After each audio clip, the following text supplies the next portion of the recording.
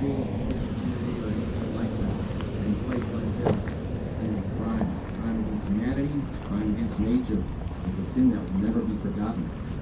So, my name is Randy Saragli. We work at the Center for Biological Diversity, Fungus here, and we have half a dozen lawsuits against this border wall nonsense already.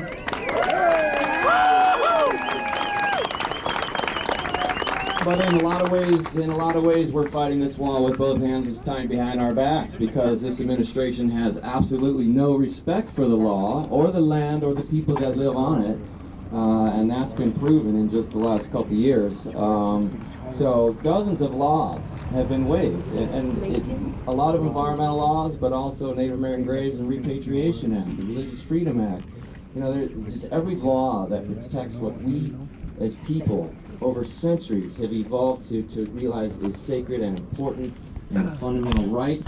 Those laws are all shredded and thrown in a burning dumpster when it comes to building the border wall. And, you know, this isn't like Texas, where there's a lot of private land and they actually have to take people's private land through eminent domain in Texas. Here we have public land, we have reservation lands, you know, most of our border is not private land.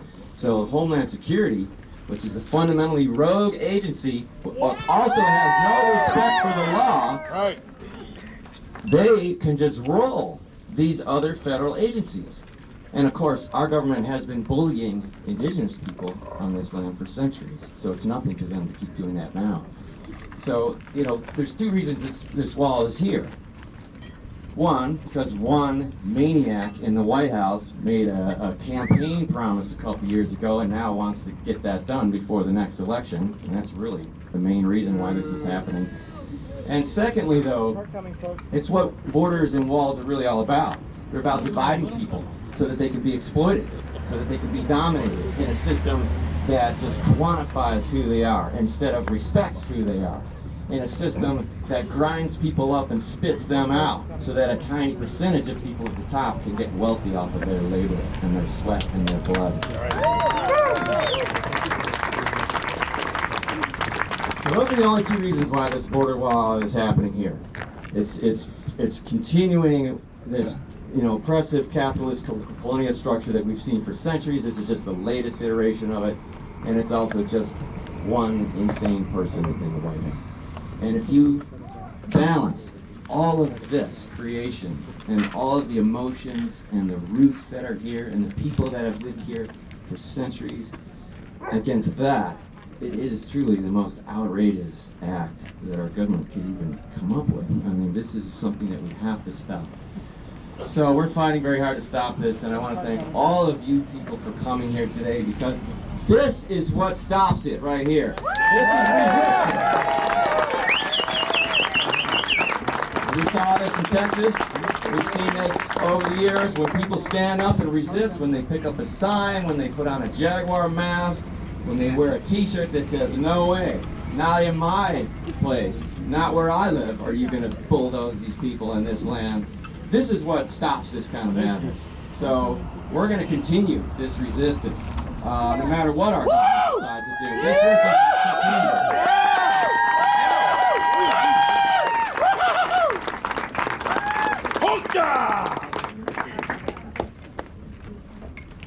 So next we have another speaker, Victor Garcia, who does a lot of humanitarian work on the reservation, and David Garcia. Oh, my bad. Lakin said Victor. There he is, I'm throwing him under the bus. No, I messed up somebody else's name before too. Okay, so where's David? Are we ready?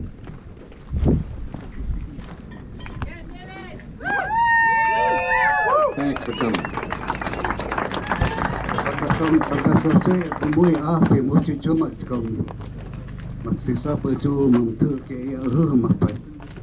just wanted to say to the young people, I'm very glad how many of our young people have come out. My name is David Garcia, member of the Tohono Nation, and it was important in solidarity to support these young people, specifically because this is Hiachado territory. And as a former member of the Tohono Nation's Legislative Council way back then, I don't know if there's any other tribal leaders here, and if there's not, it's too bad. And yet they passed a resolution way back then when they opposed the wall. I've traveled to the United Nations as a delegate for the American Indian movement and have participated in the forums. And so in a couple more weeks I'll be traveling to San Francisco where the American Indian Movement West is located. And there is where we come together to bring issues what may be going on in Indian country and throughout the world. And so in solidarity, as we've traveled here and there, we've continued to, in spite of tribal governments opposing the American Indian movement. This is a grassroots of people here who actually have no voice, but I believe that just the people that have come here today in solidarity, it is extremely important that you stand behind young people. And because of that, I was a young person just like you were at one time. But for the American Indian movement, we have taken very serious positions in solidarity throughout the world. And because of that, we have a forum that we can participate on an international level to address what may be going on specifically in the Southwest. And so to the Anglo people, to people of color, I want you to think back in terms of what has been going on in your communities. Because what may have been going on in your communities has just started recently. This has been going on for many centuries. And now we're at the turning point where this new administration has done an injustice to people as a whole.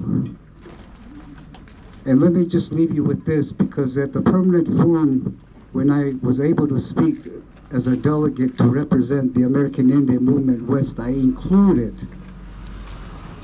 the resolutions that the Tohono O'odham Nation took opposing the wall, including the Supreme O'odham Council in Sonora, and including the resolution that was brought to the National Congress of American Indians supporting the efforts of the Tohono O'odham Nation's tribal government.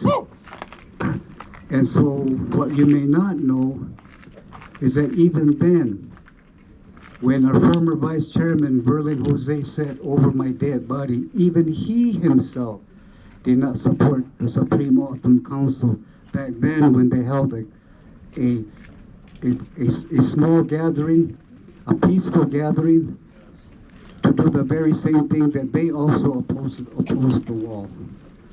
So I don't know what this new chairman, Nate Norris Jr., is going to do in behalf of these resolutions, but I hope that he takes very seriously as far as what's happening here today, this afternoon. You as taxpayers, just like myself, dollars are appropriated by your tax dollars to hopefully persuade tribal governments to take a position in spite of the so-called relationship that